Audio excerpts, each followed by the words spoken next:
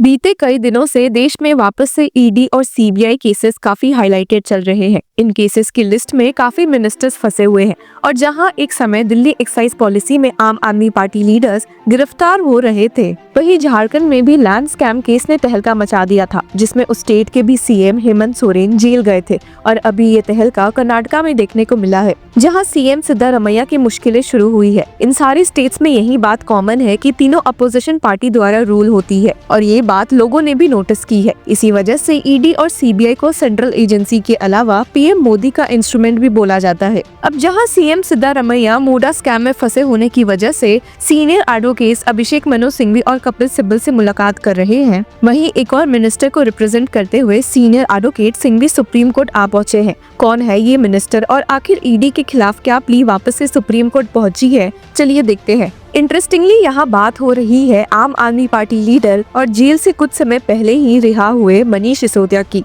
मनीष सिसोदिया, जिन पर ईडी और सीबीआई दोनों ने मिलकर दिल्ली लिकर पॉलिसी स्कैम का इल्जाम लगाया था और कहा था कि वे इस स्कैम से हजारों करोड़ों रुपए कमाने के मास्टरमाइंड थे, पिछले 18 महीने से सिर्फ इन एलिगेशंस के बेसिस पर जेल में बंद थे। सुप्रीम कोर्ट में जस्टिस बीआर गवई और केवी विश्वनाथन के बेंच ने उनकी बेल प्ली सुनने के बाद उन्हें रिहा किया था और कहा था कि इतने लंबे समय से किसी को जेल में रखना, वो भी तब जब ट्रायल शुरू होने का कोई ठिकाना नहीं है, पर्सनल लिबर्टी को हैम्पर करता है और काफी गलत है। अब बेल देने के साथ सुप्रीम कोर्ट बेंच ने कुछ बेल कंडीशन सेट किए थे और इसी के खिलाफ अब मनीष सिसोदिया सुप्रीम कोर्ट आ पहुंचे। अब ये बेल कंडीशंस क्या थी, इन पर एक नजर डालते हैं। Bail bonds for a sum of ₹10 lakh with 2 sureties of the like amount, surrender of his passport, report to the investigating officer on every Monday and Thursday between 10 to 11 AM। और इसी last bail condition को challenge करते हुए Manish Sisodia supreme court पहुंचे हैं। Senior advocate Singhvi ने उनकी ओर से मौजूद होते हुए कहा कि ईडी ने अनसक्सेसफुली काफी बार उन्हें पॉलिटिकली और मेंटली दोनों बार ही बर्बाद करने की कोशिश की है और यहाँ तक कि उनके और केजरीवाल के बीच भी दरार लाने की कोशिश की थी,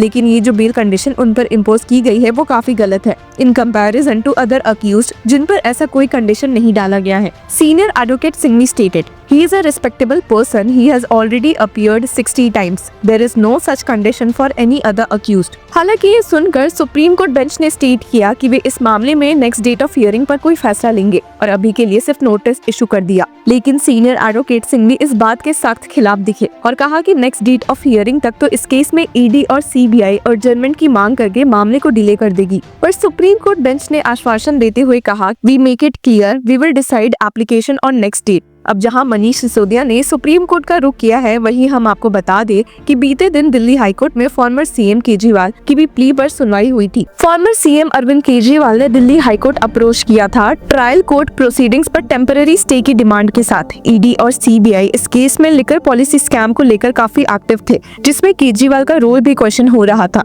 आपको याद दिला दे कि इस साल के जुलाई में Delhi's Rouse Avenue court took note of a supplementary chargesheet filed against Kejriwal by the ED. आम आदमी पार्टी के सूत्रों ने बताया है कि फॉर्मर दिल्ली सीएम ने दिल्ली हाईकोर्ट का रुख इस ट्रायल प्रोसीडिंग्स को रुकवाने के लिए इसलिए इस्तेमाल किया था क्योंकि सुप्रीम कोर्ट के लेटेस्ट जजमेंट को अगर ध्यान में रखा जाए तो ईडी ने उनके खिलाफ प्रोसिक्यूशन शुरू करने से पहले कोई परमिशन नहीं ली थी। केजरीवाल की ओर से मौजूद सीनियर एडवोकेट्स एन हरिहरन और रेबेका एम जॉन ने कहा कि ईडी सिर्फ बेमतलब के चार्जशीट फाइल किए जा रही है जिसमें कोई पक्का सबूत नहीं है। हालांकि ईडी की ओर से मौजूद हुए एसजी तुषार मेहता ने स्टेट किया कि केजरीवाल के खिलाफ प्रोसिक्यूशन के लिए सैंक्शन मौजूद है और कुछ समय की मांग की, जिसको ध्यान में रखते हुए दिल्ली हाईकोर्ट ने इस केस को 20 दिसंबर के लिए लिस्ट किया था और साथ ही इस ट्रायल प्रोसीडिंग पर कोई स्टे ऑर्डर नहीं पास किया। पर ईडी की मुसीबतें बढ़ी हुई है क्योंकि अभी हाल ही में दिल्ली के एक स्पेशल कोर्ट ने सुप्रीम कोर्ट के ऑर्डर को ध्यान में रखते हुए refuse to take cognizance of a chargesheet filed against Aam Aadmi party MLA अमनतुल्ला Khan,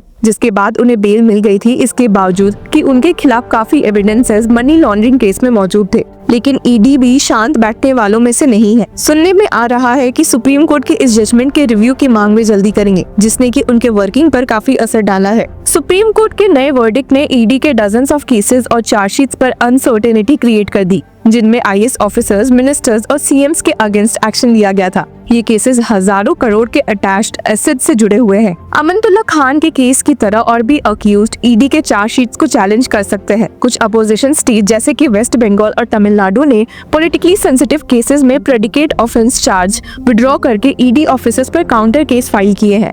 और चलिए सुप्रीम कोर्ट के इस जजमेंट पर एक नजर डालते हैं, जिसकी वजह से ED की मुसीबतें बढ़ी हुई है। सुप्रीम कोर्ट में जस्टिस अभय S ओक और ऑगस्टीन जॉर्ज मशी की बेंच ने एक महत्वपूर्ण रूलिंग में कहा कि पब्लिक सर्वेंट्स के खिलाफ प्रोसिक्यूशन के लिए गवर्नमेंट एक्शन लेना जरूरी है और ये रूल मनी लॉन्ड्रिंग केसेस पर भी लागू होता है। बेंच ने ऑब्जर्व किया कि CRPC के सेक्शन 197 सब सेक्शन 1 का पर्पस पब्लिक सर्वेंट्स को उनकी ड्यूटी के दौरान होने वाले प्रोसिक्यूशन से प्रोटेक्ट करना है। बेंच का कहना था कि जब तक prevention of money laundering act PMLA में कन्फ्लिक्टिंग प्रोविजन ना हो तब तक ये प्रोटेक्शन लागू होगा, यानी कि ED को भी अब परमिशन लेनी होगी सेक्शन 197 सबसेक्शन 1 ऑफ CRPC के तहत, जो कि कहता है कि अगर किसी पब्लिक सर्वेंट के खिलाफ प्रोसिक्यूशन चलाना हो उनकी ड्यूटी के दौरान की गई किसी एक्ट के लिए, तो पहले कॉम्पिटेंट गवर्नमेंट अथॉरिटी का सैंक्शन लेना जरूरी है। अब ED की मुसीबतें इसलिए शुरू हुई है क्योंकि उन्होंने अभी तक मिनिस्टर्स के खिलाफ चार्जेस फाइल करने के लिए कोई भी परमिशन नहीं ली थी। और यहीं पर अब farmer Delhi CM Arvind Kejriwal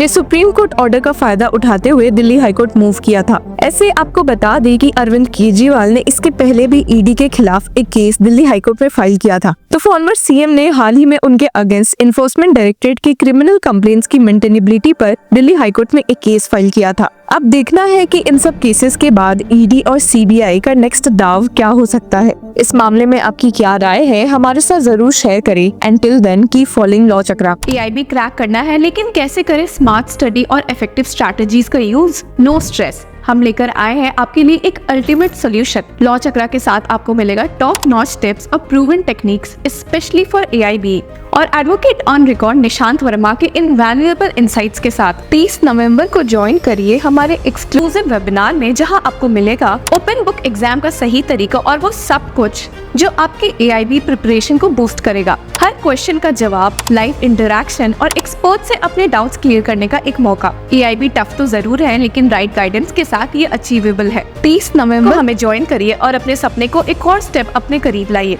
register now. Hello law lovers and justice seekers, welcome to law Chakra. हम आपके लिए लेकर आए हैं कुछ बहुत ही exclusive. Introducing law Chakra prime membership, जो आपको देगा exclusive access like never before. चाहते हो कि सबसे पहले आपको मिले latest legal updates? Law Chakra prime के साथ आपको मिलेगा early access to exclusive content, critical case analysis, courtroom बैठक का ब्रेकडाउन, वो भी बाकी व्यूअर्स से पहले। मोर अपडेट्स, मोर एनालिसिस। पॉलिटिकल लीगल कंट्रोवर्सीज हो या इन डेप्थ लीगल सेशंस, सब कुछ आपको मिलेगा एट वेरी मिनिमल प्राइस। बनिए लॉ चक्र की प्राइम मेंबर और अनलॉक कीजिए full potential of legal knowledge. अभी ज्वाइन कीजिए।